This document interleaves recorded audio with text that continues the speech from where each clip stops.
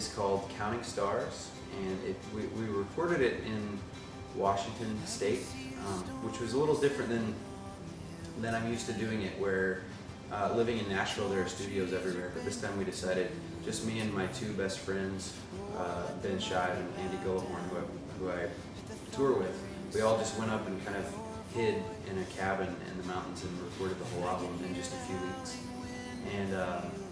And so it wasn't until the album was finished that I was reading through all the lyrics and looking at these songs that we'd recorded and realized that Counting Stars was the perfect title, because the album was mostly about the promises of God, and I think that the stars are this beautiful metaphor for God's promise to Abraham, that his descendants would one day outnumber the stars. And so the album is about community and family and hope, and about the fact that we and God's church are the fulfillment of that promise. How was it to record your album not in the studio, but up there? Because I can actually feel it from the album. It's like very cozy. Yeah, it was very cozy. It was a really nice studio. It was in a cabin, but it was built as a studio. So it was a typical studio, but then you would walk outside and look and there would be mountains all around you, And we didn't leave, we would spend all day right there in this one room, basically, for 14 hours a day. It was just really intense, focused work. So we didn't really, it was like we would forget that we were in the mountains until we walked outside and saw the snow. But it was wonderful. It was exactly what we needed, because I love the idea of community. I think that, like, if I think of a band, like one of my favorite bands is Alison Krauss and Union Station, bluegrass band. And I think the reason that they're so good is that basically the same band members have played music together for 10 years. And no matter how excellent of a player you are, I think that a lot of really great players could be in one band together and it wouldn't sound magical. It wouldn't have this kind of like indescribable something that makes it really gel together and sound like beautiful music. So, but if you get a bunch of people who are friends, who live in community together in a sense, people who have shared their struggles with each other, who may not be the greatest players of all time, I think that comes through on the record. You can hear hopefully what it is that you can hear the love, the bond of love between the players. And that's what I wanted to have happen. And I hope that it did. I think that it did. When I hear the album, that's what I hear. Would you share some songs? You can maybe Sure. Well, the first. Okay, sure. The first single is a song called "The Reckoning," which the reckoning. That word. I love the word. It sounds kind of epic, but I was thinking about. There's this old cowboy movie called Tombstone, about Wyatt Earp, this old sheriff or marshal. Anyway, there's one of those characters in the movie, and sorry, this may not go anywhere, but here it goes. Doc Holliday, who's one of the gunfighters, he's seeking revenge on the guys. They say, "Are you going to go kill the bad guy?" And he's like, "I'm not interested in killing him. I'm interested in the reckoning." And it's this awesome cowboy scene, because what he's interested in is the moment when the bad guy recognizes that he's bad, that there's a judgment coming. And so I've always thought about that phrase. And when I think of the second coming of Christ, the sky is going to open, Christ is going to come galloping out of the heavens. And even those of us who are in his church and in his kingdom, our knees will tremble. There's going to be a kind of fear that we're going to sense. And then it's going to be followed by that kind of infinite relief that Christ atoned for our sins, so that he is standing between us and the holiness of God. That's the gospel. It's that, yes, God is, there's a part of God's nature that is holy and furious and angry at sin. And but the wonder of it all is that Christ's blood he quieted that. He allowed it so that we could draw near to this great, furious, holy God. And I think that sense of reckoning is the day of realizing that who God truly is. Like when the veil is pulled back and we see who he is, it's not that all our questions will be answered, because I don't think they necessarily will. I think that our questions will be irrelevant, that they'll fall silent, and that we will be greatly, greatly humbled at this God that we kind of speak casually about, even right now, like I am. So anyway, so the gospel is about the truth that Christ's love is this new revelation of that God, and so that He has made peace with all of that.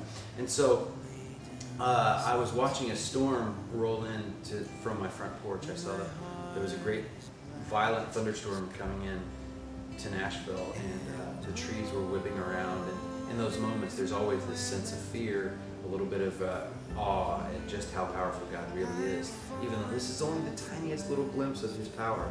And so so the song was about that longing for the day when Christ will draw back the curtain and we'll see Him face to face. But it's also kind of tempered by the fear that is going to be a terrible day. Dancing in the Minefields is a song about marriage.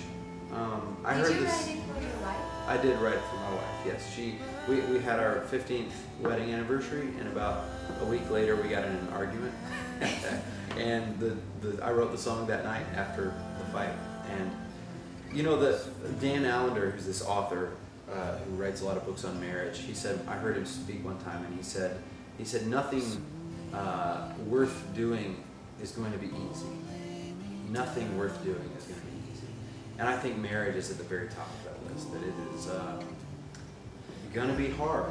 There are going to be nights where you go, what did I get myself into? And but that doesn't mean that there's something wrong with it that isn't wrong with everybody's marriage. You know, it's not an excuse to pull out. And I think that some of the hardest things in our lives, you know, there's a verse in Romans where it says suffering produces perseverance, perseverance character, and character hope. One of the doorways to hope is suffering, like struggle, you know, hard things. And so so marriage is one of the surest ways to suffer. That we have to learn in marriage to die to ourselves and live for another human being, and that is hard. It's really hard sometimes. But there, in that difficulty, lies the greatest beauty of it all. What do you do when you find yourself in a minefield? What do you do? Well, when I'm dancing. What do you do after this fight? Well, when I'm in the fight, I always think that I'm right. You know, I always get hot-headed. You know, that's an argument. Two people who think they're right about one thing, and so so yeah, I end up kind of being in the moment, in the heat of the moment. I can, you know, be irritated or grumpy or grouchy, and you know, my wife can too. But it's not until afterwards, when I take a deep breath, that I start to think about all the ways that I was wrong. And that's what happened that night. I was thinking about this argument that we had, and how 15 years you would think that we would get along all the time. And then don't get me wrong, my wife and I, we really like each other. We don't just love each other, but we like each other a lot. We enjoy each other's company. But of course, there are going to be moments, and more often than not, it's me that's wrong. So, but I get to write songs to make it all better. Then I think about you. Well, before I knew you write books. When I thought about into Peterson, it was all about music. But now I think about books too. What is your connection to books? Well, I love words. I think that's the thing, is that with, whether it's in songwriting or books or even film, it's the spoken word. It's the cadence of a sentence, and the way God, you know, one of the clearest ways that we are different from the rest of creation is our use of language and words. And in John 1:1 it says that Christ was the Word. You know, it's words that God used to create the world. And so words have this power, this kind of mysterious power, to hurt and to heal. They can produce darkness, or they can shed light. So as a songwriter, I've always been in the business of taking words very seriously and thinking a lot about them, trying to find a way to use this gift that God has given us to shed light in the world, and to tell my story, to tell Christ's story with these words. And I'm just, you know, just beginning to understand some of the most basic things about the power of words and how to use them well. But whether it's in a great song by Rich Mullins or a great book by Frederick Buechner or C.S. Lewis, it's the fact that the words are this vehicle for carrying beauty, and truth, and ideas, and meaning. And so when I wrote songs, that's what I was always shooting for. You know, I was still writing songs, but when I write songs, I'm always shooting for trying to find the best way to say something, the best way to tell the truth well. And I sense the exact same thing when I read a great book by C.S. Lewis or Buechner or whoever, whatever authors that I really love to read. It's the ones that I can care really. What am I saying? It's the authors who I can tell really care about a sentence and have really thought about how to say this thing, how to convey this truth well. And so I've always wanted to do the same thing, like whether it was with a song or a book. And it wasn't until my kids were old enough for me to read them The Lion, the Witch, and the Wardrobe, the C.S. Lewis book, that I remembered how much I loved those kinds of stories, fairy tales or adventure stories, and the way that how much a little boy's heart needs those kinds of stories. There's this great G.K. Chesterton quote where he says, he's talking about fairy tales and how important it is, you know, to keep an imagination alive and awake. And he says, and I just told somebody this. I was just talking to somebody last weekend about my books, and they said, yeah, I think that your books are too scary for our kids. And I first of all took that as a great compliment. But I was like, really, why too scary? And they're like, oh, well, there's just some scary situations. And it was the perfect opportunity to use this quote. It's from Chesterton, and he said, fairy tales don't tell children that dragons exist, because children already know they exist. Fairy tales tell children that dragons can be beaten. And that's what they need. Kids already know the world is broken. They already know that there's a shadow. They've already seen their parents lose their temper. A lot of them have come from broken homes. They know that the world is broken. So stories aren't educating them in the brokenness of the world. What a great story can do is educate them in the truth of the fact that the good guys win, that light is stronger than darkness, that the gospel is true, and that there is a great good in the world, you know, that is greater than the worst thing they can imagine.